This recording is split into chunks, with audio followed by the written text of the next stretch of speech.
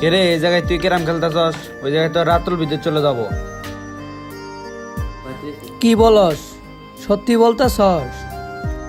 হ ভাই, সত্যি কথা।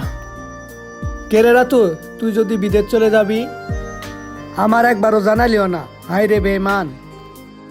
তুই কি করছস তুই জানাস না? কি করছি হ্যাঁ? তুই চিল্লাইস না, তোর জন্য আমি এবারও পাই নাই গে।